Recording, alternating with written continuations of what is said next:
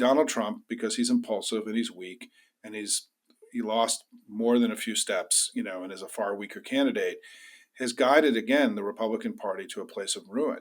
And so I don't know what they're going to run on in 2024 that's going to get them anywhere closer to voters. I mean, all of their major talking points against Biden have evaporated in the last few months. The economy is strong, inflation's down, crime and murder rates are down all across the country. There is no war in energy. We're producing more oil and renewables than we ever had in the history of the country. And now this one issue that they had, immigration, the border, they fumbled that. They stumbled, because they're incompetent and wild and erratic and unhinged and extreme. They fumbled that too. And now that's been taken away from them too. And so what they're left with is the Mad King. They're left with madness now. And I think the more that we can draw this contrast between the workhorse, Joe Biden, who's, getting up every day, doing the people's business, making the country better, and this madness and chaos on the other side, the more I think we're going to have the kind of election we want to have in November.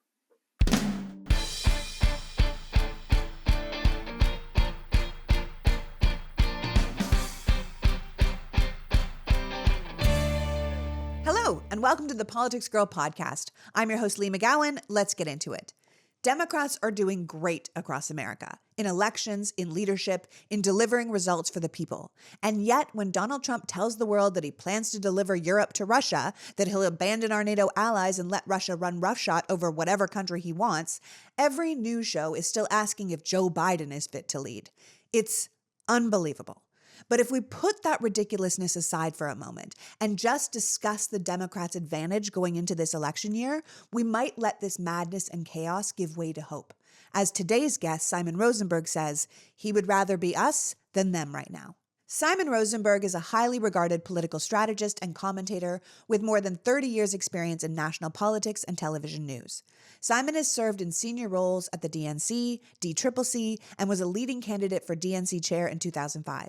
Simon has worked on 2 presidential campaigns, including a leadership role in the Clinton War Room in 1992, and was instrumental in founding the New Democrat Coalition, the donor advisory network, Democracy Alliance.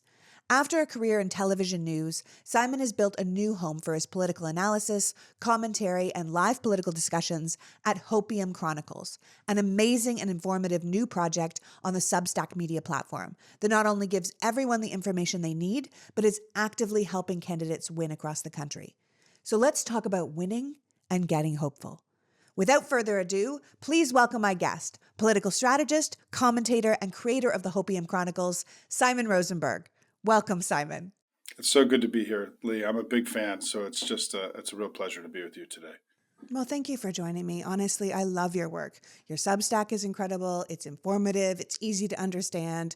And if people aren't subscribed to Hopium, right off the top, I'm going to tell you, you really should be, because the work that Simon's doing there is so comprehensive and so easy to kind of take in big concept issues that it is absolutely worth your time. Now, it's also called Hopium, Yes. right? And that's hope in a time where we need hope. Did you do that deliberately? Yeah, I mean, the story of that is that during the 2022 election cycle, when I was fighting the red wave and saying that the red wave wasn't going to come, and all these commentators were saying it was going to come, several commentators used hopium as a slur against me, saying I was smoking hopium and I was misleading my audience about what was going to happen in the election out of sort of this delusion that I had about the election. I embraced the name hopium as a way of describing what it was we were doing. And the way that I see hopium, the way that we use hopium in our community, is that hopium is hope with a plan. We just don't hope the election is going to turn out well. We actually go to work to make it so. And so it's very action oriented. It's hopeful about the future, but we know that we will only get the future we want if we do the work to bring about the kind of election results that we all aspire towards, like we had with Tom Suozzi. And so this is a community of doers, right? We don't just debate things and talk about things. We have this other slogan in the Hopium community, which is do more, worry less, right? We try to not spend our time worrying about things. We spend our time talking about how we can do rather than worry. So yes, it's a place where we've channeled all of this anxiety that we all have about the future of our country and our democracy into concrete actions to make us stronger, more muscular, more powerful. And the great thing is we just keep winning elections all across the country. It's working. It is working. I love that. So let's talk about an election that worked. We just had this congressional election in New York in the 3rd district where Democrat Tom Suozzi beat the Republican candidate to replace George Santos in the House and flip that seat from Republican to Democrat. Now, this is amazing news, not just because it limits the MAGA extremist votes in the House by one more, it really sets the tone for 2024.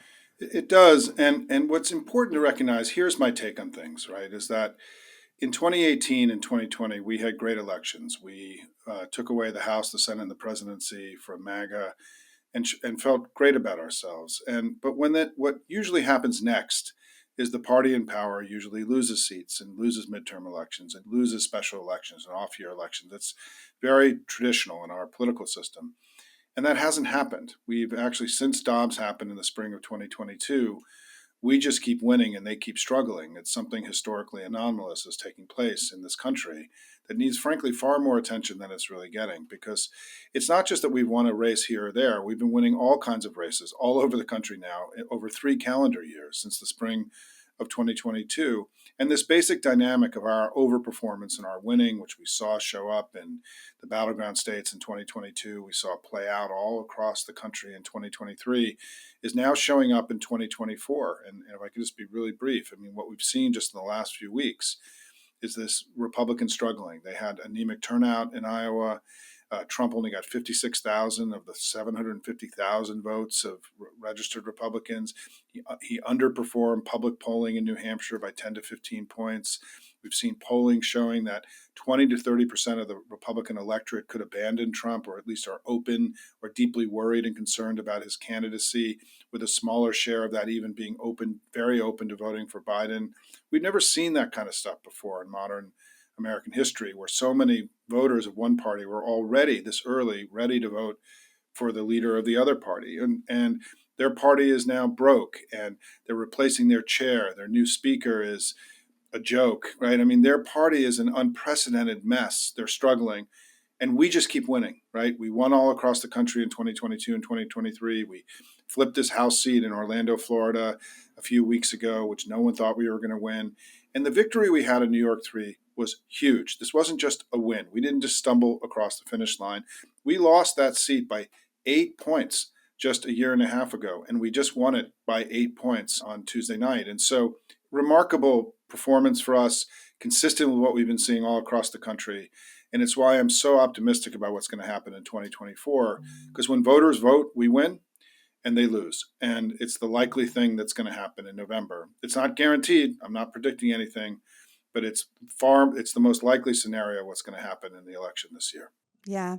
I also think like this election in New York was either going to be approval of the complete ineptitude of the Republican controlled House and all of their extremist actions. Like they just impeached the Secretary of Homeland Security, Alejandro Mayorkas, or it was going to be like, listen, we have to start using our common sense. We have to take back this country one seat at a time. And it feels very, very, like you said, hopeful that we just keep choosing correctly, because at this point, we need to be voting for the people that are going to stand up for democracy, that are going to protect a woman's right to choose. We have to put people above the whole politics about the R beside my name, D beside my name stuff. I don't even know where the Republicans are getting their candidates half the time now. Like the person who ran against Tom Suozzi, she was backed by anti-abortion extremists. She was backed by dark money donors, but the woman had no track record. She had very few positions. And until she ran for this race in New York, she was a registered Democrat. Her entire campaign felt like a lie. And she was trying to fill the seat of a serial liar, right? So it's all very suspect. And the Republicans seem, as you said, we used to always say Dems in disarray. The Republicans seem deeply in disarray, right? They just don't seem to be understanding that the more radical they get, the less the electorate is going to be on their side. Most Americans can see that this isn't the direction they want to go, and they're going to go another direction. The way I view it is that the Republican Party, the once proud party of Lincoln and Reagan, has been overtaken by extremists and extremism. I mean, that's what's happened. They've created a permission structure for craziness and madness to take place in their party, and crazy people to get ahead and be promoted, like George Santos, right? People who would never have gotten through the vet of a traditional political party a decade ago or 20 years ago. They would never have backed him. But now with Trump as their leader, who is, the most mad king that's ever, tried to win the presidency. It's created a permission structure for outrageous and wild behavior and crazy candidates, the bad candidate problem, as it's been called. But I think what's so interesting about where we are today is that the Republicans in the House have a big choice to make, right? Last week, they bet the farm on this by blocking the immigration bill that was negotiated in a bipartisan way that was going to now address this central problem they claim is the central problem in our politics today. And they blocked it. And they took, because Trump told them to do it, because Trump believed that somehow keeping the border open and keeping a solution from being implemented was going to help him. Well, they learned last night that that's not true, right? That our ability now to go on offense on the border and immigration, to say that we want to solve the problem working with Republicans, they want to keep the chaos on the border and immigrants coming into the country. We just litigated that in New York last night. And Donald Trump, because he's impulsive and he's weak and he lost more than a few steps, and is a far weaker candidate, has guided again the Republican Party to a place of ruin. And so I don't know what they're going to run on in 2024 that's going to get them anywhere closer to voters. I mean, all of their major talking points against Biden have evaporated in the last few months. The economy is strong, inflation's down, crime and murder rates are down all across the country. There is no war in energy. We're producing more oil and renewables than we ever had in the history of the country. And now this one issue that they had, immigration, the border, they fumbled that. They stumbled, because they're incompetent and wild and erratic and unhinged and extreme.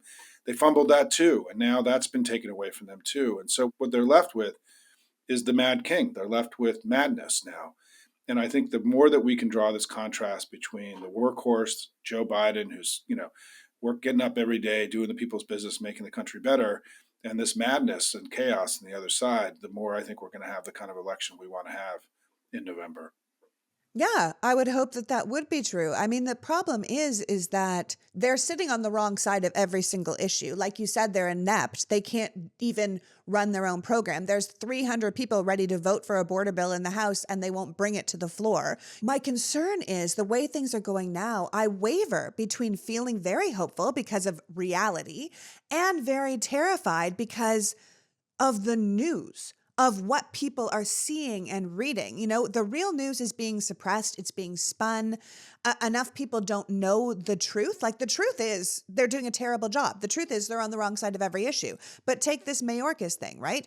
The mainstream media outlets ran that story of his impeachment, not as a story of gross government overreach, not as a story of using impeachment as a weapon against your political enemies, not as a story of just waiting until 2 Democrats were out with COVID to take the vote. They spun it like why the Secretary of Homeland Security was impeached and why that's bad for Joe Biden. And that is so irresponsible. So where are you at with people not getting the information they need, not getting the truth, and then that lack of truth and facts leading to poor decision making down the line? Listen, it's a huge issue. I'm a former journalist. I worked at ABC News right out of college, and I grew up in the television news business before I went into politics full time. The mainstream media, or the information we live in today, has been severely degraded, right? There's enormous financial challenges in mainstream media. It's being pushed around by right wing, the power of the propaganda outfits on the other side. There's a lot that's going on that's making it harder for everyday people to get truthful information, as you say. I think we have to expect that the way the mainstream media is going to play this stuff every day is like the way they report on a baseball game or a soccer game, which is they just announce what's happening in front of their eyes. They're not making any judgment about them. Therefore, it's up to us, right? We have to create a world of truth and to help people stay connected to what's really happening, to not allow them to only live in Foxlandia, as Greg Sargent calls it, right? This alternative universe that is very disconnected from the real world. We have to be warriors for truth and information warriors for our democracy. And it's what you do every day, Lee. It's why you're here. It's why Midas Touch is here. It's why Tara McGowan at Courier Newsroom is here. It's why all of us are doing this work. I just wrote a column, an op-ed in the New Republic, where I talked about how this year, because of everything you're describing, we need to reimagine a presidential campaign, and we need to think of a presidential campaign. I worked in the war room 32 years ago, and when you think of the war room, right, you think of 20 sweaty kids drinking Red Bulls and making TikTok videos, right? We need to think of the war room as 2 to 3 million people, proud patriots who love their country, who are networked together, who are spreading the good news that we're describing, talking about today through their networks, purposely, intentionally, to work their networks every day. If 2 to 3 million people of our brethren are reaching 10 people a day, that's 20 to 30 million people a day. We can start to close the loudness gap with the other side by taking responsibility ourselves for being involved in this daily information war that we're in. And I like to think of it as sort of a victory garden for the digital age, right? Is like, what can you do in your home to help win the information war? And I think we have more agency here than we know. It's why you've been so successful. It's why you have such a large audience, because people are craving this stuff. The critical thing is that we have to become more conscious of spreading it through our own networks, to take this show here and share it with people that you think would need to hear it, as part of the responsibility as being a patriot and being a proud citizen of America and fighting for our democracy. We've got to become louder together and take greater responsibility for the information environment. It's the only way, I think, in the short term, in addition to working hard on these campaigns, that we're going to be able to get our voices out there in a way that's really going to have a big impact this year. Yeah, well, we just had our mutual friend Tara McGowan on the show from Courier last week, and we were talking about the importance of encouraging our people to share truth and share facts and share these short videos and share these podcasts with their friends, to be what she calls an evangelist for truth and democracy, because it's never been so fragile. If we know it, then we have to make sure other people know it. And I just want to go back to what you were talking about with this article you just wrote for the New Republic. If people don't know, this article is called 4 Things the Biden Campaign Should Be Doing Right Now. Can we just talk a little bit more about that? Because these are some great ideas. As I said a couple weeks ago, Politics Girl has a new sponsor, and it's for my dog. Chips, my beautiful mess of a golden doodle, is now eating Sundays for dogs. I had heard nothing but great things about Sundays, but boy, was I not oversold. Chips loves it. When I started him on it, I split his bowl in half.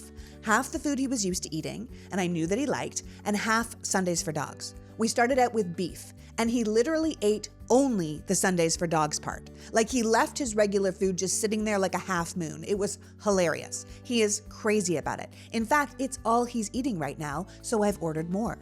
Sundays for Dogs is a fresh dog food made from a short list of human-grade ingredients. It was co-founded by a practicing veterinarian who tests and formulates every version of each recipe. Sundays contains 90% meat, 10% superfoods, and 0 synthetic nutrients or artificial ingredients.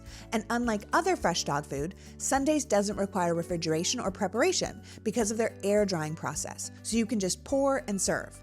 I don't know about you, but I have a picky eater dog, and getting him food he wants to eat is a bit of a production. This has been so easy. He likes the beef, he likes the chicken. I love that he's changed foods, and what I picked up on walks didn't change at all. It is amazing. So if you and your dog want to try it alongside me and Chips, go to sundaysfordogs.com/politicsgirl to get 40% off your first order. That's sundaysfordogs.com/politicsgirl and use the code politicsgirl at checkout for 40% off. Because I'm sure your dog is just as special to you as my dog is to me. And don't our doggos deserve the best? sundaysfordogs.com/politicsgirl. The older I get, the more I find myself wanting to be more intentional about the way I live and eat and take care of my body. Everything I can do to keep myself from falling apart and keeping my mind and body running smoothly, I'm going to be trying. And I've talked about Mosh bars before. Mosh is a company founded by Maria Shriver and her son Patrick Schwarzenegger with a simple mission: to create a conversation about brain health through food, education, and research. Mosh joined forces with the world's top scientists and functional nutritionists to make something beyond your average protein bar. Each Mosh bar is made with ingredients that support brain health like lion's mane, collagen, and omega-3s. And with 6 delicious flavors, each bar also gives you 12 grams of protein. Plus, they also have a line of plant-based protein bars if that's how you eat. I'm always going to go on about their lemon and white chocolate flavor because I just get boxes of those. And here's the best part. Mosh donates a portion of all proceeds from your order to fund gender-based brain health research through the Women's Alzheimer's Movement. 2/3 of all Alzheimer's patients are women, and Mosh is working closely to close that gap between men and women's health research. This is a personal mission for Maria. Her father suffered from Alzheimer's, and since then she and Patrick have dedicated themselves to finding ways to help other families dealing with this debilitating disease. So if you want to find ways to give back to others and fuel your body and brain, Mosh bars are the perfect choice. Head to moshlife.com/politicsgirl to save 20% off plus free shipping on your first 6-count trial pack. That's 20% off plus free shipping on your first 6-count trial pack. moshlife.com/politicsgirl. Did you know that traditional bed sheets can hold on to more bacteria than a toilet seat? That can lead to things like acne and allergies and stuffy noses? And it's also just really gross. Which is why I'm so happy to tell you about Miracle Maid. Miracle Maid offers a whole line of self-cleaning, eco-friendly bedding like sheets, pillowcases, and comforters that prevent up to 99% of bacteria and require 3 times less laundry. Miracle Maid's silver-infused sheets prevent up to 99.7% of bacterial growth, leaving them to stay cleaner and fresher 3 times longer than other sheets. Plus, they're just really nice. Deliciously high-quality bedding without that horrible high price. So stop sleeping on bacteria. Sleep clean with Miracle. But see for yourself. Go to trymiracle.com/politicsgirl to try Miracle Maid sheets today. And whether you're buying them for yourself or as a gift for a loved one, if you order today, you can save over 40%. And if you use our promo code politicsgirl at checkout, you will get 3 free towels and save an extra 20%. Miracle is so confident in their product, it's backed with a 30-day money-back guarantee. So if you aren't 100% satisfied, you will get a full refund. Upgrade your sleep today with Miracle Maid. Go to trymiracle.com/politicsgirl and use the code politicsgirl to claim your free 3-piece towel set and save over 40%. Again, that's trymiracle.com/politicsgirl to treat yourself. Thank you, Miracle Maid, for continuing to sponsor the Politics Girl podcast. If people don't know, this article is called 4 Things the Biden Campaign Should Be Doing Right Now. Can we just talk a little bit more about that? Because these are some great ideas.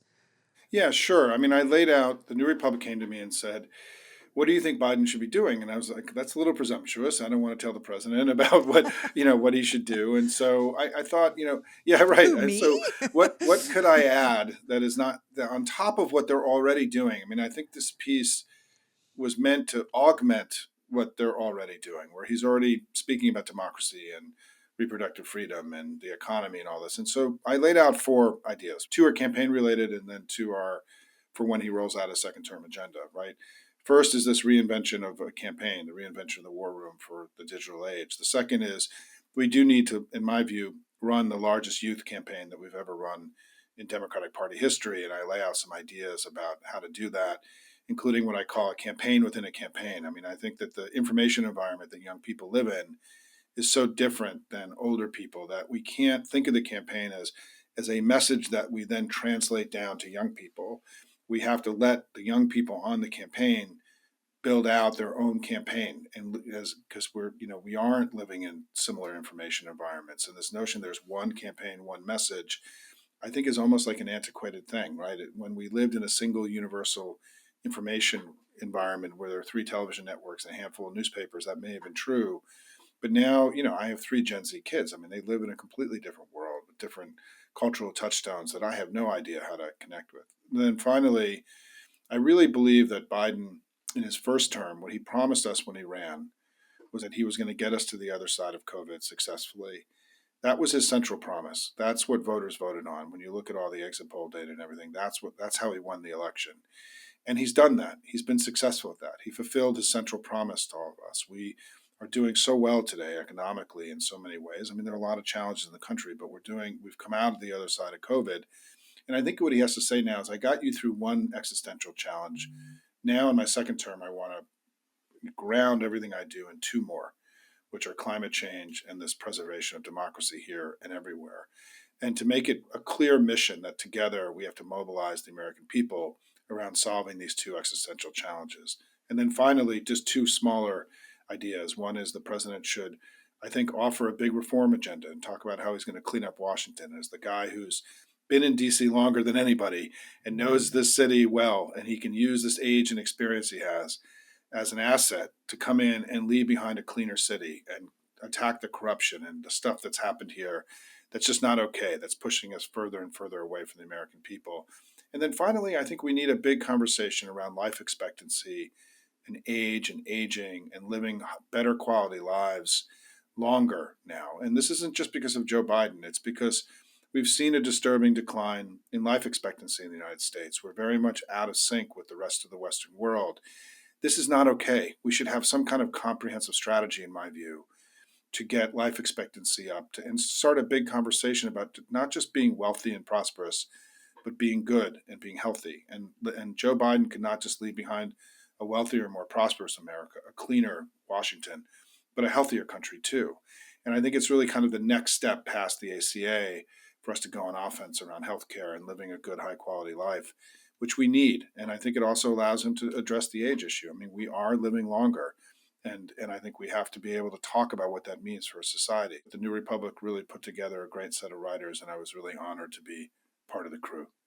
Honestly, it is a great collection of ideas from some of the best thinkers. But I think to return to your point about hitting the age issue, like instead of ignoring it, hitting it, but also speaking about it in the context of, like you said, how America is out of step with so many other Western nations. We're out of step on healthcare. We're out of step on abortion. We're out of step on wealth equality. We're out of step on quality of life. You know, it took almost the TikTok age and the age of media for us to see outside our own borders. You know, we've been told our whole life that we're the greatest country in the world. And now we can see on our phones people living in Germany and Spain and Portugal. And we're like, wait a second, they have free healthcare and free childcare and their babies can stay outside and they have like a wine bar at the park and like then they go to college for free. Like, what are we doing over here? You know, like we suddenly are aware that we're out of step on many levels. And it doesn't have to be like this. And our leaders can offer us a better, more healthy planet that isn't just prosperous, like you said, financially, but prosperous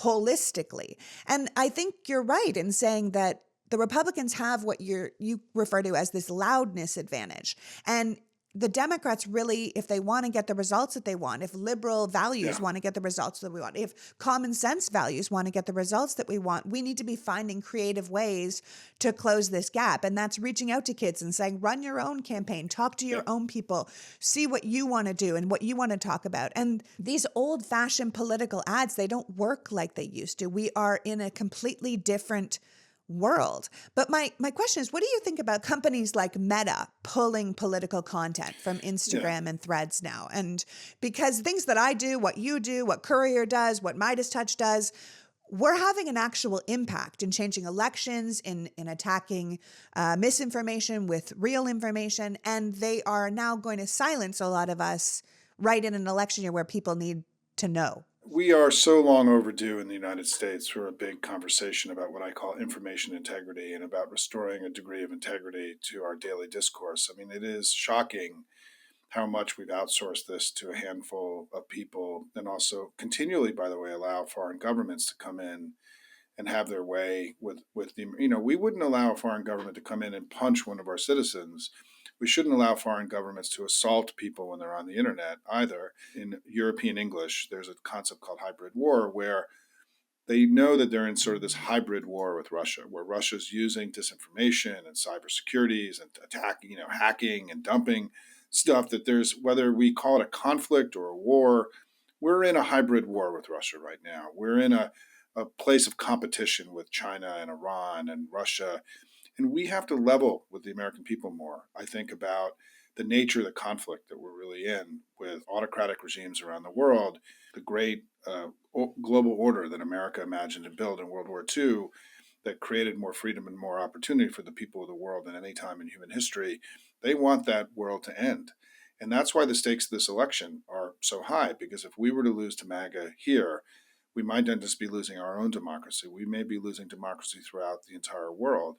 And the reason this matters so much is that this world that we imagined built after World War II, that was built on top of freedom and not dominion or authoritarianism, that FDR gave this sort of vision of a humanity building a world around freedom, has been a golden age in human history. More people have had more opportunity in this age than any time in human history. Life expectancy has gone from 45 years to 71 years around the world. We've seen global poverty extreme poverty plummet. We've seen more people now living in democracies than any time in human history. This is a golden age, and Russia and Iran and China want it to end. And it's why the stakes of this fight is so significant, because we're not just fighting for the opportunities for our kids and our grandkids. We're fighting for the opportunities for the kids and grandkids of all the people of the world today. And so this is a very consequential election. Joe Biden, I think, to really do what he needs to do in this election is that he needs to connect the American people to this struggle, to this conflict, to this opportunity that we have to firm up this global order that's done so much good for so many people for so long. This is a huge job. And the truth is, Democrats were called before. We were called in the 1940s. We rose to the challenge, right? We liberated the world from tyranny and authoritarianism and dominion, and we created a world in the aftermath based on freedom. This is our great legacy. This is the great contribution of the Democratic Party to the world. We've got to fight to preserve it with everything we got.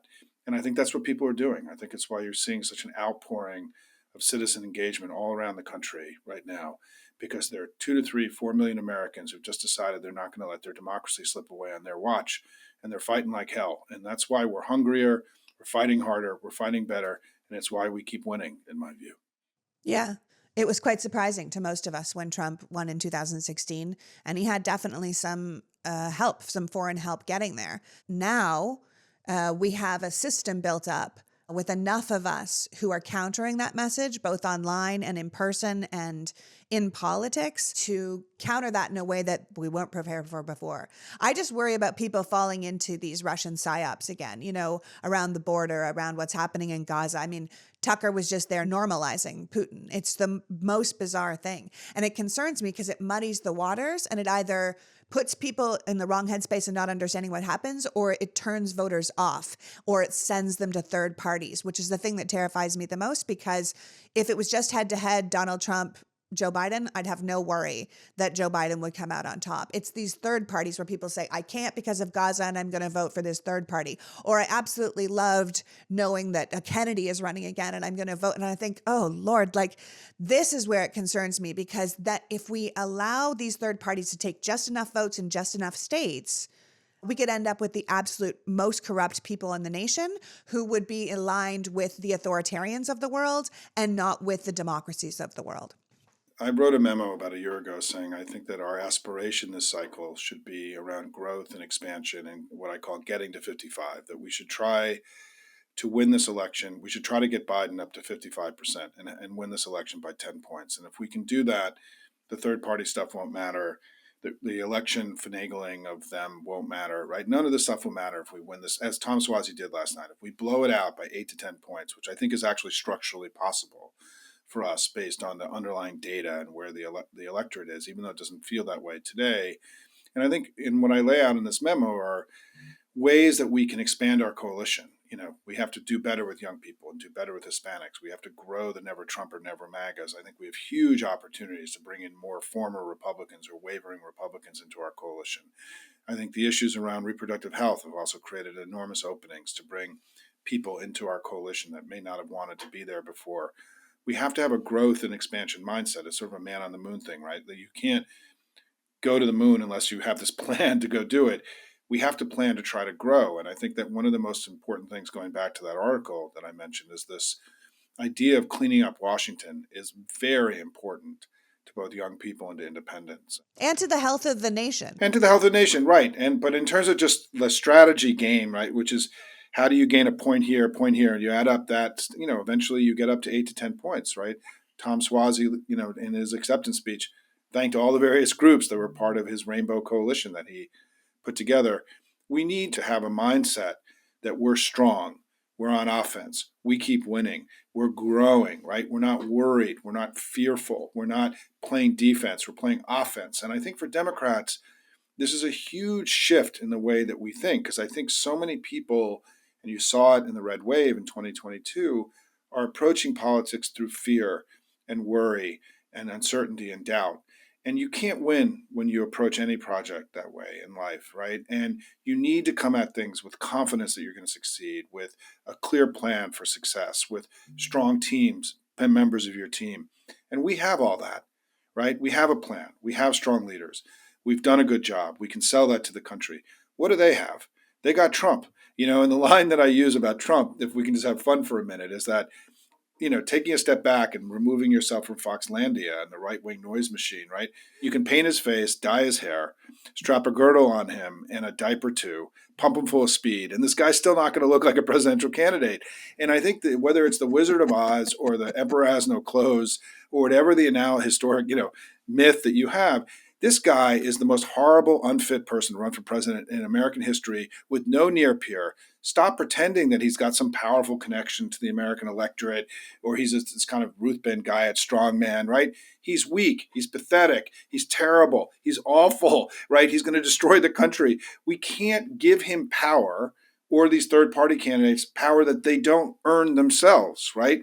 We have to be very careful about this. And this is why, what I try to do at Hopium every day, just going back to the sort of what we're all doing together, I get up every morning and I start every day with this basic grounding exercise, which is that Joe Biden is a good president, the country is better off, the Democratic Party is strong and winning elections all across the country, and they have Trump. Who would you rather be, right? And in every way possible, as we head into 2024 more deeply, I would so much rather be us than them. And it's really important that as an exercise, just like Timothy Snyder guided us in his book on tyranny, in that very first chapter, which has been one of the most influential things I've ever read, he says, do not obey it in advance, right? And the concept of that is, do not do the authoritarians' work for them. Do not obey in advance. We have to stop obeying in advance on the center left in America. It's how we win. And secondly, by putting more positive sentiment into the discourse every day, by talking about all the things that are going right, not all the things that are going wrong, living in a place of confidence and offense as opposed to a place of defense and worry. What they want, what MAGA's central strategy is to put negative sentiment into our discourse every day. They want us to feel bad about our country, our democracy, our leaders, our institutions, each other. They want us to feel like this is a failed enterprise. So then, therefore, we need extreme and radical solutions to fix all of this. The way that we counter MAGA is, first of all, by talking about love of country and patriotism. What a remarkable, as you did earlier, what a remarkable country and how blessed we are to all live here. And also to respond to their negative sentiment with positive sentiment. We need to be spending far more time talking about us rather than talking about them, in my view. We talk too much about them. We spend too much time. I don't want to ever see another picture of Marjorie Taylor Greene as long as I live, right? We all know who she is. I don't need to see it. We got to look away. We got to talk about us and what we've done and the greatness and the goodness of this country. That's how we defeat MAGA, in my view. That's a wonderful sentiment. You're right. I mean, the Democrats have a great message to run on. It's a message of success and positivity. We're on the correct side of every issue that isn't just a liberal issue. It's a common sense popular issue. It's why most people in the country think abortion should be legal. And most of us who are women knew that issue was not going away, right? Republicans are on the wrong side of almost everything. And they're so far on the wrong side, it's almost astounding, against civil liberties, against people crossing the borders, childhood separation. Like, it's absolutely nauseating. And I think what we need is a complete decimation of their party on election day in 2024. If the Republican Party proper wants their party back, if we want to be talking about things like conservative values again and not extremist, white nationalist, Christian authoritarianism, if we don't want to be talk about consolidating the federal government around the president or closing state borders until you've, taken your pregnancy test or completely abandoning our foreign allies to Russia and saying like, hey, you give me America, I'll give you Europe, then this party has to be destroyed at the ballot box. There cannot be any question that the Democrats won or that the election was stolen. There can't be any wiggle room for this extremism to continue to rebuild. This movement and their monster leader and all the enablers have to be crushed. And every normal Republican has to help with that. Every non-voter has to help with that. Every registered Democrat has the responsibility to help with that, because there is still room for conservative values in Joe Biden's America. There is still room for far left values in Joe Biden's America. But in Trump's America, in MAGA's America, there is only room for them. And we can't allow that. I want to thank you so much for joining me today, Simon. Please tell everyone how they can follow your work and keep up with everything that you're doing. Sure. I mean, the best way to follow my work is just subscribe to my Substack. It's free. There are also higher levels if you want to help me spread hopium every day. But it's called Hopium Chronicles. It's a 40,000 strong now. We've got a great community of people who go to work every day trying to preserve their democracy and fight for our freedoms. And I just want to say it's just so great to be one of the greatest experiences I've had in the last year in this work is just being in the sense of community that I'm in with you and Tara and hundreds of thousands of other Americans who are, working with us every day. We're not alone, right? We're in a powerful community. We're strong. We're winning elections. We're kicking their ass all across the country. We have to have confidence that we're going to get this done this year. But what it also means for us to win is to the way that you just talked about Trump and the Republicans, we have to be talking about this stuff in our networks, in our social settings. Irene was a community member of mine, and she posted the other day in our chat that she'd gone to dinner with 3 friends, and they started dumping on Biden. They're all Democrats, and they were dumping on Biden and talking about this and that. And she said, Simon, I used all the stuff you give me, and I went to work, and I told them what a great president Joe Biden's done. She said, by the end of dinner, they'd all come around, and they were supporting Biden, and they all gave him money, in the next 24 hours. If we all do that every day, right, we're going to kick their ass in 2024 because Joe Biden's been a good president. The country is better off. We're a great and good Democratic Party.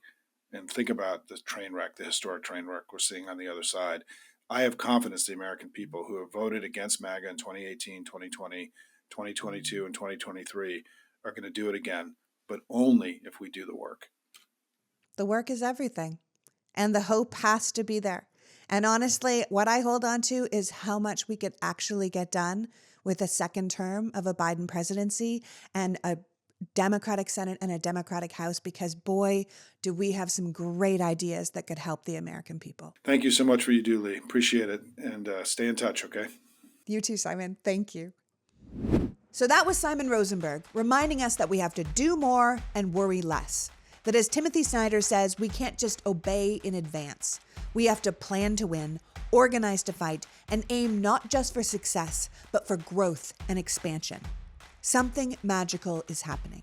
As MAGA doubles down on extremism and chaos, they appeal to fewer and fewer Americans. At this point, all they have is their mad king, while we have the opportunity to make America into the country we always tell people we are. As Simon says, I'd so much rather be us than them right now. I want to thank Simon for joining us and you for caring enough about democracy to be here. Now go subscribe to Hopium, both the physical newsletter and the mindset of hope with a plan. Until next week, PG out. The Politics Girl podcast is written and performed by me, Lee McGowan, in partnership with the Midas Media Network, and produced and edited by Happy Warrior Entertainment. All rights reserved.